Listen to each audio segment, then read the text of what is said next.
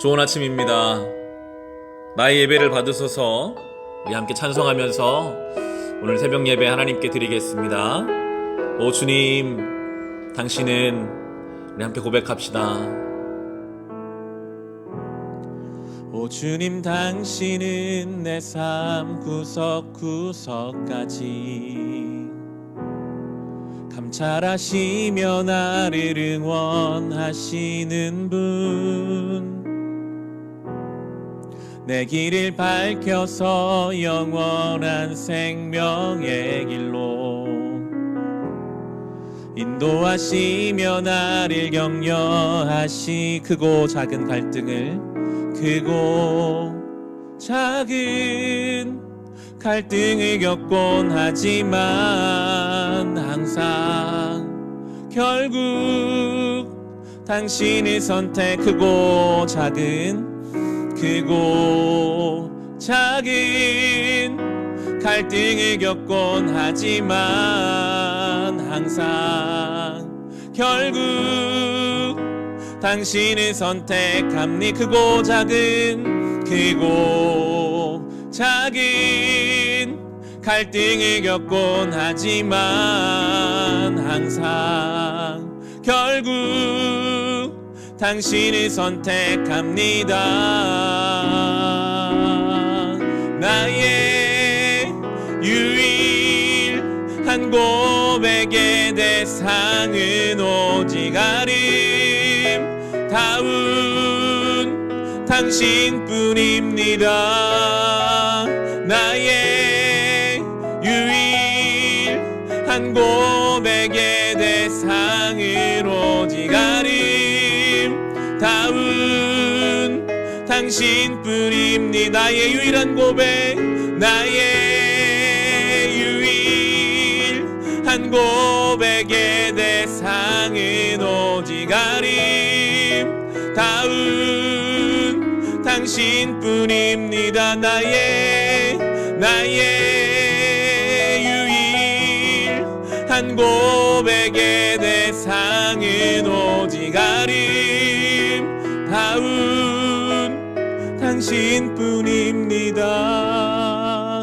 나의 예배를 받으소서. 홀로 영광을 받으소서. 주여, 나의 주여.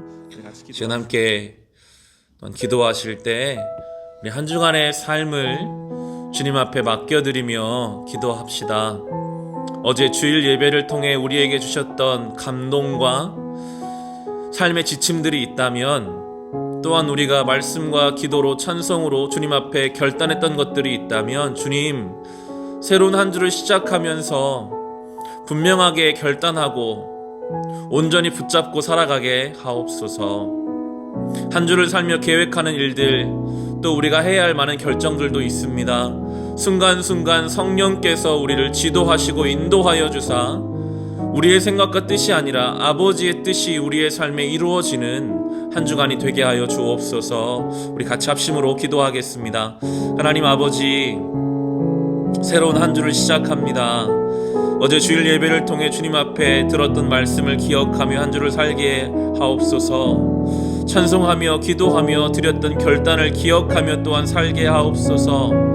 우리가 계획하는 일들, 크고 작은 결정의 순간들이 있습니다. 주님께서 함께하여 주사 우리의 뜻과 우리의 생각과 우리의 계획만이 아니라 성령의 인도하심을 민감하게 따라 살아가는 우리가 되게 하여 주옵소서. 주님, 한 주를 살면서 때로 지치고 힘들 때마다 우리를 붙잡아 주시고, 이 한 주를 살며 아프고 병든 자들을 위로하시며 불안과 염려 속에 휩싸여 있는 우리의 삶을 회복시키사 담대하게 주신 말씀과 기도를 가지고 맡겨진 삶을 넉넉히 이기며 살아가게 하여 주시옵소서. 이 한 주를 주님께 의탁합니다. 오늘처럼 말씀과 기도로 살아가게 하옵소서. 예수님의 이름으로 기도합니다. 아멘. 오늘 우리에게 주신 하나님의 말씀은 사무엘상 15장 10절부터 23절까지의 말씀입니다. 사무엘상 15장 10절부터 23절까지의 말씀입니다. 주신 말씀을 우리 함께 읽겠습니다. 주님께서 사무엘에게 말씀하셨다. 사울을 왕으로 세운 것이 후회된다. 그가 나에게서 등을 돌리고 나의 명령을 따르지 않는다. 그래서 사무엘은 괴로운 마음으로 밤새도록 주님께 부르짖었다. 사무엘은 사울을 만나려고 아침에 일찍 일어났다. 누군가가 사울이 갈멜로 가서 승전비를 세우고 나서 거기에서 떠나 계속 행진하여 길갈로 내려갔다고 전해주었다. 사무엘이 사울이 있는 곳에 이르니 사울이 그를 보고 인사를 하며 말하였다. 주님께서 주시는 복을 받으시기 바랍니다. 나는 주님의 명령대로 다 하였습니다. 그러자 사무엘이 물었다. 나의 귀에 들리는 이 양떼의 소리와 내가 듣는 소떼의 소리는 무엇입니까? 사울이 대답하였다. 그것은 아말렉 사람에게서 빼앗은 것입니다. 우리 군인들이 예언자께서 섬기시는 주 하나님께 제물로 바치려고 양떼와 소떼 가운데서 가장 좋은 것들을 남겼다가 끌어왔습니다. 그런 나머지 것들은 우리가 진멸하였습니다. 사무엘이 사울을 꾸짖었다. 그만두십시오. 지난 밤에 주님께서 나에게 말씀하신 것을 내가 알려드리겠습니다. 사울이 대답하였다. 말씀하십시오. 사무엘이 말하였다. 임금님이 스스로를 하찮은 사람이라고 생각하시던 그 무렵에 주님께서 임금님께 기름을 부어 이스라엘의 왕으로 세우셨습니다. 그래서 임금님이 이스라엘 모든 지파의 어른이 되신 것이 아닙니까? 주님께서는 임금님을 전쟁터로 내보내시면서 저 못된 아말렉 사람들을 진멸하고 그들을 진멸할 때까지 그들과 싸우라고 하셨습니다. 그런데 어찌하여 주님께 순종하지 아니하고 약탈하는 데만 마음을 쏟으면서 주님께서 보시는 앞에서 악한 일을 하셨습니까? 사울이 사무엘에게 대답하였다. 나는 주님께 순종하였습니다. 주님께서 보시는 대로 전쟁터로 나갔고 아말렉 왕 아각도 잡아왔고 아말렉 사람도 진멸하였습니다. 다만 우리 군인들이 전리품 가운데서 양떼와 소떼는 죽이지 않고 길갈로 끌어왔습니다. 그러나 그것은 예언자께서 섬기시는 주 하나님께 제물로 바치려고 진멸할 짐승들 가운데서 가장 좋은 것으로 골라온 것입니다. 사무엘이 나무랐다. 주님께서 어느 것을 더 좋아하시겠습니까? 주님의 말씀에 순종하는 것이겠습니까? 아니면 번제나 화목제를 드리는 것이겠습니까? 잘 들으십시오. 순종이 제사보다 낫고 말씀을 따르는 것이 순양의 기름보다 낫습니다. 거역하는 것은 점을 치는 죄와 같고 고집을 부리는 것은 우상을 섬기는 죄와 같습니다. 임금님이 주님 말씀을 버리셨기 때문에 주님께서도 임금님을 버려 왕이 되지 못하게 하셨습니다. 아멘. 사울은 지금 아말렉과의 큰 전쟁에서 승리했습니다. 보이는 전쟁에서는 크게 이겼지만 실은 사울은 그의 인생에서 가장 중요한 신앙의 전쟁에서는 지금 지고 말았습니다. 참 중요한 지점인 것 같습니다. 눈에 보이는 일이 잘 되는 것과는 별개로 우리가 싸워야 할 신앙의 싸움이 있습니다. 아무리 내 생각대로 내 뜻대로 내 인생이 풀려가는 것처럼 보여도 정말 내 뜻과 내 생각대로만 흘러가고 하나님의 뜻, 하나님의 계획, 하나님의 인도하심이 없는 상태라면 그것은 이겨도 이긴 것이 아닙니다. 잘 돼도 늘 불안하고 쫓길 수밖에 없고 그렇게 세워진 인생은 한순간에 무너질 수밖에 없음을 이제 사울이라는 한 인생이 우리에게 잘 보여줄 것입니다. 오늘 본문에서 하나님은 후회하신다라는 표현을 사울에게 사용하시는데요. 오늘 11절, 12절 말씀을 보시면 사울을 왕으로 세운 것이 후회된다. 그가 나에게서 등을 돌리고 나의 명령을 따르지 않는다. 그래서 사무엘은 괴로운 마음으로 밤새도록 주님께 부르짖었다. 사무엘은 사울을 만나려고 아침에 일찍 일어났다. 누군가가 사울이 갈멜로 가서 승전비를 세우고 나서 거기서 떠나 계속 행진하여 길갈로 내려갔다고 전해주었다. 하나님이 후회하실 일이 없죠. 하나님이 후회하신다라는 이 표현을 우리가 잘 이해할 수 있는 다른 표현이 있다면 바로 성령을 근심시킨다로 우리가 대체해 볼 수 있을 것 같습니다. 성령을 근심시키는 일, 하나님의 마음을 근심시키는 일이 있다면 그것은 오늘 사울처럼 하나님 말씀을 분명히 알고도 그 말씀을 순종하지 않고 하나님의 사랑을 받아놓고도 하나님을 향하여 등을 돌리는 것, 그것이 성령을 근심시키는 일이고 하나님을 근심시키는 일입니다. 사울은 참 위태롭게도 지금 하나님께서는 그를 향하여 근심하고 계시고 안타까워하고 계시는데 그는 승전비를 세우고 행진을 하고 다니고 있습니다. 하나님이 내 인생을 지금 어떻게 보시는 거에 큰 관심이 없고 그저 사람들이 나를 어떻게 볼까? 사람들 앞에 내가 무엇을 통해 나를 세울 수 있을까?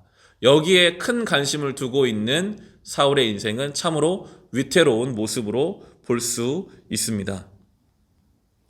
그렇지만 하나님은 사무엘을 그에게 보내셔서 따끔하게 경고하시죠. 13절 14절 말씀입니다. 사무엘이 사울이 있는 곳에 이르니 사울이 그를 보고 인사를 하며 말하였다. 주님께서 주시는 복을 받으시기 바랍니다. 나는 주님 명령대로 다 하였습니다. 그러자 사무엘이 물었다. 나의 귀에 들리는 이 양떼의 소리와 내가 듣는 소떼의 소리는 무엇입니까? 지금 이겨서 승전비를 세우고 행진하고 있는 사울에게 이 사무엘의 등장은 별로 달갑지 않았을 것입니다. 그렇지만 이것은 하나님의 은혜이고 하나님의 사랑이죠. 잘못 가고 있을 때 듣기 싫은 이야기라도 하나님 말씀이 나의 삶에 들려온다면 돌아오라는 사인입니다. 지금 사무엘을 보자마자 사울은 자기가 순종했다라고 뻔뻔한 이야기를 하고 있습니다. 할 수 있다면 그는 자기가 숨겨놓은 양떼와 소떼를 들키지 않게 하려고 했을 것입니다. 그렇지만 양떼와 소떼의 울음소리가 사무엘의 귓가에 들리게 되죠. 성경 주석들은 그렇게 풀이하기도 합니다. 하나님께서 양떼와 소떼를 통해서 사울의 죄를 알게 하신다. 하나님은 이미 다 사울의 중심을 알고 계십니다. 양떼와 소떼를 통해서라도 그 잘못된 중심이 드러나게 하십니다. 사람을 속일 수 있습니다. 그리고 심지어 자기 자신도 속일 수 있습니다. 하지만 하나님을 속일 수는 없습니다. 반드시 그 잘못은 드러나게 되는 것입니다. 왜 하나님이 그 잘못을 들춰내실까요? 저주하시고 비판하시려고 들춰내시는 것이 아닙니다. 통회하고 애통하는 마음으로 돌아오라고 들춰내시는 것입니다. 고통스럽더라도 그 환부를 도려내야 살기 때문에, 그래서 우리의 죄를 지적하시고 성경이 우리를 죄인이라고 말씀하는 이유는 그 죄인의 상태에 머물지 말고 애통하는 마음으로, 통회하는 마음으로 돌아오라고, 그러면 하나님의 생명이 있을 것이라고 우리를 부르시는 거거든요. 17절부터 19절의 말씀입니다. 사무엘이 말하였다. 임금님이 스스로 하찮은 사람이라고 생각하시던 그 무렵에 주님께서 임금님께 기름을 부어 이스라엘의 왕으로 세우셨습니다. 그래서 임금님이 이스라엘 모든 지파의 어른이 되신 것이 아닙니까? 주님께서는 임금님을 전쟁터로 내보내시면서 저 못된 아말렉 사람들을 진멸하고 그들을 진멸할 때까지 그들과 싸우라고 하셨습니다. 그런데 어찌하여 주님께 순종하지 아니하고 약탈하는 데만 마음을 쏟으면서 주님께서 보시는 앞에서 악한 일을 하셨습니까? 사무엘은 지금 사울이 하나님께 은혜 받았던 그 기억을 다시 떠올리게 하고 있습니다. 스스로 하찮은 사람이라고 여기며 사울이 짐짝 뒤에 숨었던 바로 그때에 하나님은 그를 존귀하게 세우셨습니다. 우리의 인생에서 하나님의 은혜가 가장 임했던 때를 생각하는 것, 그것이 오늘 우리의 삶을 하나님 앞에 바르게 세우는 좋은 방법이 됩니다. 하나님이 내 삶에 행하신 은혜를 오늘 생각해 보는 것. 제가 이 교회 사역을 감당해 가면서 힘을 얻을 때가 바로 그런 것 같아요. 개척 초기에 힘들었을 그때, 때로는 이 상가가 먼지 구덩이고 성전은 아무리 청소하고 청소해도 지저분하고 토요일에 아내와 둘이 나와 성전을 청소하다가도 모든 것을 다 버려두고 도망가고 싶을 때도 있었음을 다시 오늘 본문을 보면 생각하게 되더라고요. 그런 때가 있었는데 성전의 의자 50개를 2층에 올리면서 아무도 도와줄 사람이 없어서 낮에 혼자 1층에서 의자를 2층으로 올리면서 넘어지기도 하고 힘들어하며 눈물을 흘렸던 그때를 생각하면 하나님이 참 많이 은혜를 베풀어 주셨구나. 지금 이렇게 교회가 세워지고 성도님들과 함께 신앙생활할 수 있다는 것이 얼마나 큰 은혜인지, 그때 하나님 베풀어 주신 은혜를 오늘 생각하면 오늘 나의 삶이 겸손해지게 되고 하나님의 은혜를 생각하게 됩니다. 사무엘이 지금 그런 작업을 하고 있는 것입니다. 당신의 그 하찮았던 때를 생각해보라. 하나님의 은혜가 얼마나 큰데 왜 오늘 하나님이 세워주신 그 일을 감당하지 못하고 자기 욕심을 따라가고 있는가라는 이 질문은 우리를 향한 질문일 수도 있겠습니다. 그렇지만 사울은 계속 변명합니다. 아니라고. 양떼와 소떼를 숨긴 것은 나의 욕심 때문이 아니라 하나님께 예배를 드리기 위함이라고 자기의 욕심과 불순종을 교묘하게 신앙이라는 이름으로 포장해 보려고 합니다. 그때 성경은 우리에게 참 중요한 말씀을 이제 가르쳐 주시는데요. 22절의 말씀입니다. 사무엘이 나무랐다. 주님께서 어느 것을 더 좋아하시겠습니까? 주님의 말씀에 순종하는 것이겠습니까? 아니면 번제나 화목제를 드리는 것이겠습니까?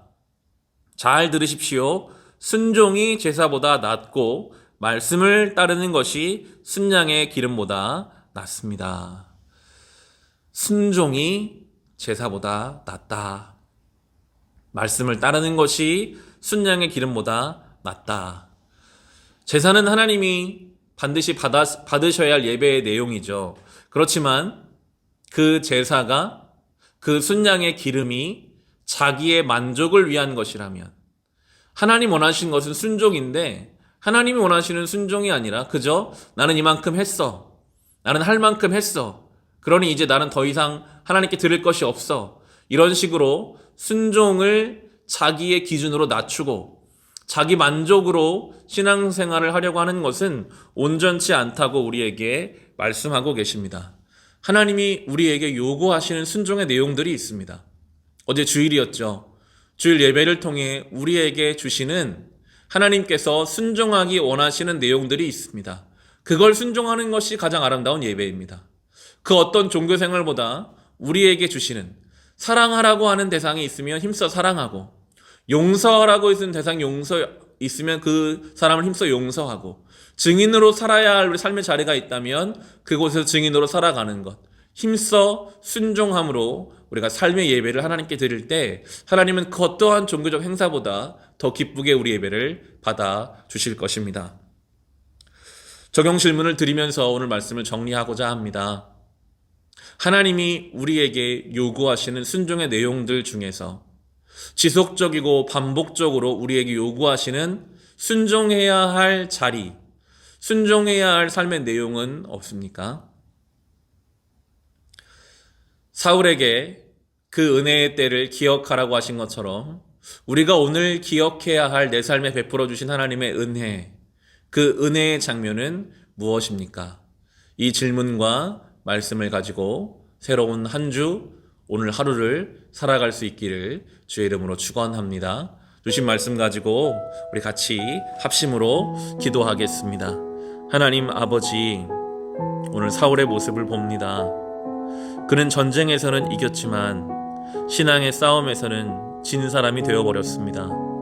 하나님을 후회하는, 하나님의 후회, 하나님의 근심을 만들어내는 사람이 되어버렸습니다. 주님, 순종이 제사보다 낫다 하십니다. 우리에게 지속적이고 반복적으로 주시는 말씀이 있을 때 거부하지 말고 합리화하지 말고 순종하게 하옵소서. 오늘 나의 삶에서 교만하지 않고 베풀어 주신 주님의 그 은혜의 때와 은혜의 장면을 생각하며 모든 것이 다 주의 은혜였음을 고백하게 하옵소서. 주님, 순전한 마음으로 하나님 앞에 순종하기를 원합니다. 오늘 하루를 살아가면서도 주님께서 순간순간 주시는 마음이 있을 때 민감하게 반응하며 순종하며 나아가는 우리 모두가 되게 하여 주옵소서. 이 하루를 시작합니다. 주님, 우리를 시험에 들게 하지 마시고 모든 악에서부터 우리를 지켜 보호하여 주옵소서. 좌라나 우라나 치우치지 아니하며 주의 말씀의 중심을 가지고 맡겨진 삶을 살아가게 하시고 오늘 내리는 수많은 의사결정 속에서 민감하게 성령께 의지하게 하시며 오늘 사랑해야 할 사람들을 힘써 사랑하고 용서하며 기다려주며 내가 받은 하나님의 사랑과 은혜를 가지고 오늘 하루를 적용하며 살아가는 우리 모두가 되게 하여 주옵소서. 예수님의 이름으로 기도합니다.